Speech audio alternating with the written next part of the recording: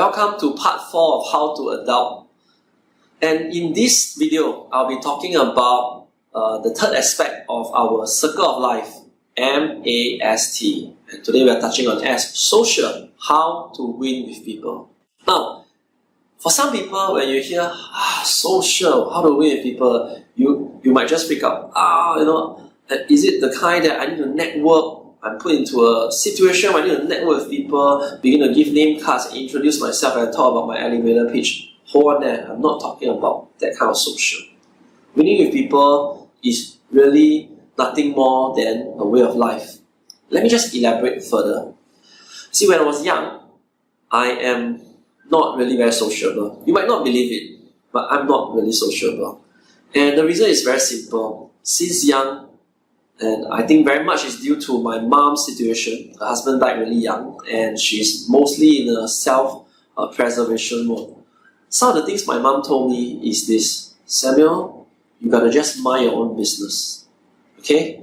If people feel it's their problem, okay, you just take care of yourself. And those words constantly just ring to my head. And because of that, and she controlled the kind of people I hang out with, and she said, this one is not a good person, don't hang out with them.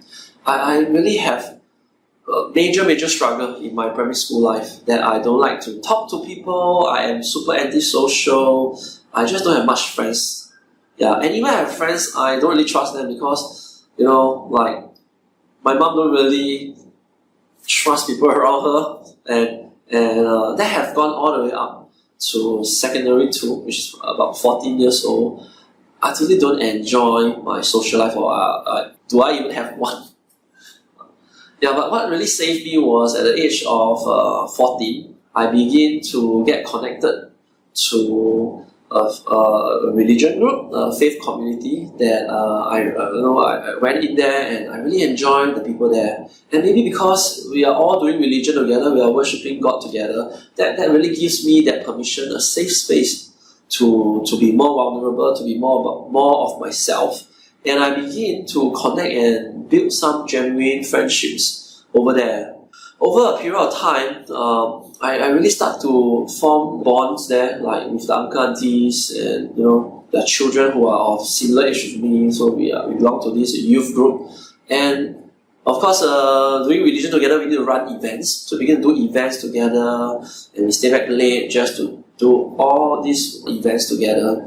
And that was really the place that I first learned how to build some genuine relationship and to really give and to be courageous, to be vulnerable in front of them. And that's something I cannot find myself doing in school. And from there, the good thing is I brought that foundation into my army life. And I totally enjoy my army life. I have great buddies there. Till today, we are friends. And when I say winning with people in this aspect of social, it doesn't really mean always winning. Like in army, we get punished so much. But the fun and joy of it is that when you get punished together with the people you are close to, it doesn't mean we enjoy the punishment, but there's still a sense of camaraderie and a sense of brotherhood when we get punished together. And those are the times that even deeper relationship is forged. And that kind of feeling that I can trust you for my life.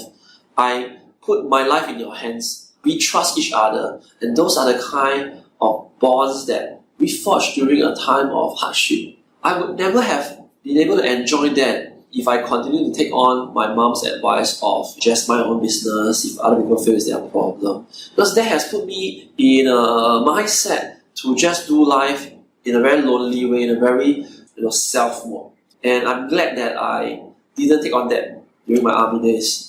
With that, I entered to the workforce after that. Through the foundation in my religion and the foundation of my army, I begin to learn that there are 3 groups of people that you have to put in your life in order for your social life to thrive and function.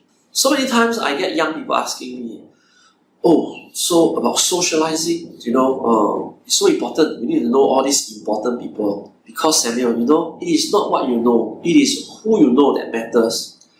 So I better go and get to rub shoulders with some of these high net worth, affluent people, CEOs, so I can get further in life. And I'd like to warn you on this note that social is not just going to rub shoulders with VIPs in a social setting. Being social is really a lifestyle of caring for the people around for you, building genuine relationship as a day-to-day thing. Because if you were to artificially socialize with people, if you are good at it, it might work for a short term. But over long term, people will be able to see through that you only socialize for a personal objective that you have. And that kind of level of social is not the most ideal. And maybe some of you need to do it for work, for survival, but I would encourage you that over your lifetime, develop an aspect of just always contributing, connecting with your community, such that you can build genuine, long-lasting friendship that can go through good times, bad times together. And that should be an onset of things. I know sometimes we do have very objective-oriented people that they will say, all this relationship is very tiring. It's so troublesome to build relationship with people. It's such a hindrance. People slow me down. I want to move forward faster. And if I have all this, sometimes relationships feel like dead weight to me, right? And if I want to achieve, I need to let go of all these people. What about people? I'm capable, I can achieve myself. Granted, if you are someone that you're objective, you think you can achieve everything by yourself, I have a question for you. Now, in the event when you win an award, some recognition of the highest accolade 10 years down the road, when you get this phone call that you win the award, may I ask you, what will you do right after the phone call, right after you get informed that you won this award? Now, if your answer is somewhere down the line that you will call your loved ones, you will call someone to share the joy with them, then I would like you to know that the joy of life is really the ability to share your joy with everyone else. In Chinese we say, 独乐乐不如众乐乐. If you have a happiness, why don't you just share with everyone else? We are primarily a social being. So sometimes there could be some inner voice that you get programmed by since young that is just all about your own achievement. I hope that in this video I can shift this perspective of yours to let you see that there are much more joy. And even though some of the downside of building good relations, genuine relations, might make you feel temporary, might slow you down a bit, you need to spend time, you need to put in the effort to do so. But for you to come to a place in the later part of life where to feel fulfilled, you're not just successful, you want to be successful and be fulfilled. Success might not bring you fulfillment. Your success without genuine relationship, people celebrating with you, people suffering with you, these are the things that really make you feel fulfilled. And I have some very low and down times before. And in those times, what kept me going was this genuine relationship, these people that care for me even that I'm nobody. And these are the people that I'm forever grateful for, and I'm still friends today with them. And in good times, the more I celebrate with them. And I hope that you are able to create this part of your life. And maybe some of you already have it, and fantastic, that's wonderful. So now I will share with you how do you go on to put in place these 3 groups of people that will help you accelerate your career and your life. So in these 3 groups of people, the first group of people that is very important are the people I call them the mentors. So I remember in my early 20s, I joined the insurance industry, and the very first thing I do, in the first week, I call up the number 1 person in the company. The number 1 person means the top performer. And I actually had the audacity to call up and I say, I know that you are the top person in the company. I'm a new guy here. I would like to learn from you. What are some of the secrets? What do you do? What are some of your best practices that you do? And surprisingly, she granted me a coffee session with her, and I'm so thankful for that. So she met me, and here I am, a hungry young man, taking my notebooks up, writing down, penning down all the things she shared with me. And then I didn't stop there. I went on and on talking to the different top directors, top management people, and just simply going around to ask for best practices. And of course, putting them together, I look at it, some I can use, some I cannot use. And eventually, one of them became my mentor. And this kind of mentorship is something that I cannot ask for, but it's really by chance and also by what I call affinity. An affinity that we came together. And I have to say this, my mentor will not benefit from me. He don't make more money because he mentored me. And that's a beautiful relationship to have. He just shared with me freely what he has done. He guided me and he helped me avoid pitfalls that possibly would extend the time I will stay stuck in a zone. And with this mentor, he easily have cut short my mistake for 10 years. And I can really see how fast I accelerated with mentorship. So, I managed to become one of the youngest director in my company. And I also became education chairman for the whole industry at the age of 32. And I say all this is really because I'm thankful that with all the guidance and advice that my mentor gave me, I managed to accelerate my growth path. And I wish that for you as well. By the time I'm 35, most of my bucket list, I checked them all already. All those things that I dreamed as a young person that, what a life you would have, and I have them. All because I'm guided by great mentors. Not only that, I think a mentor don't just only guide us in career or how we do work. What I'm most grateful towards my mentor is that he guided me how to 做人, how to live a life as a decent person. A person that cares about other people.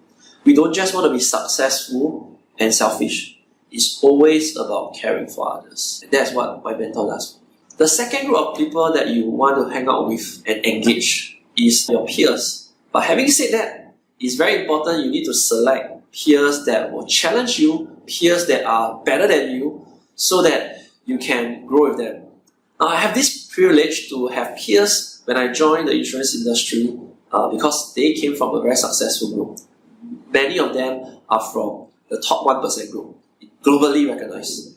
And hanging out with them is a bit pressurizing because they are doing so well in life, right? But at the same time, their daily best practice is what I see they do every day. So I will hang out for breakfast with them, I will go out with them after work just to live and do life with them. Now, without guessing, within 3 months, I became the top rookie in my whole organization. And that's just having good peers.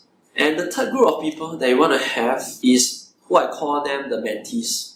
After receiving help from mentor and you have a good peer group to motivate you, to have friendly competition, to just push you to be the better version of you, the next group of people to have is to have mentees.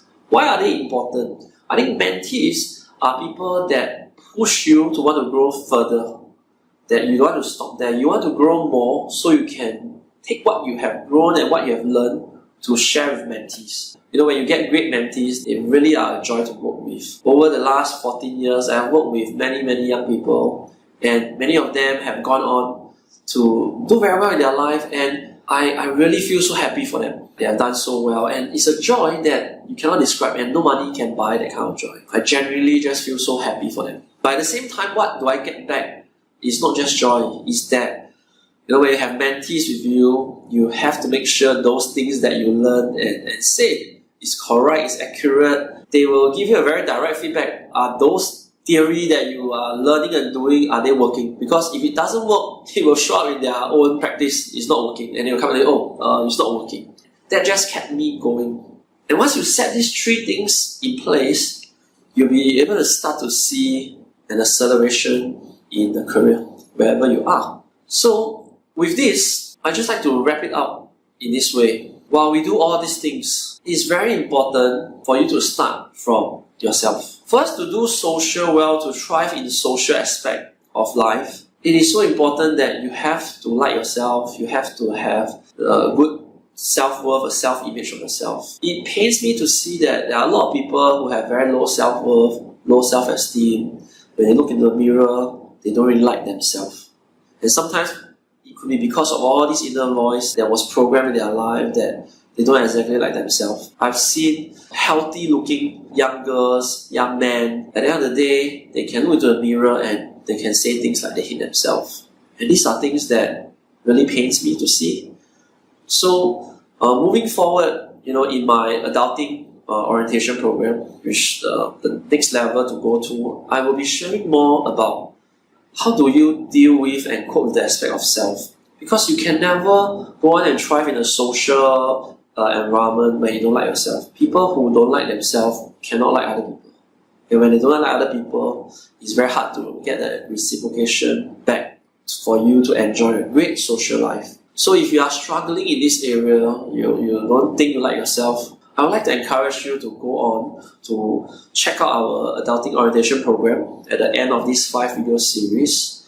And hopefully you can continue to grow from there. And at this point, I just want to congratulate you. You have come to the very end of my part. There's still one more video that Yihan is going to share with you, the 5th video, but you have completed 80% of the journey of how to adult. I hope you have benefited from what I share with you.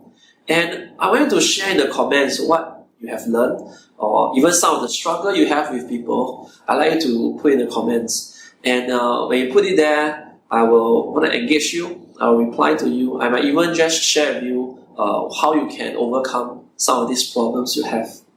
I'm going to sign off here. From the bottom of my heart, I thank you for spending the time to watch this How to Adult video. I wish you well. I wish that you have a great future. And know that I'll always be praying for you together with Yihan for you to have that greater future. And if I don't see you further at Adulting Orientation program, I will say goodbye to you here. If I do see you in person one of these days, remember to say hi to me. So all the best. May your future be brighter than before. God bless you. Bye-bye.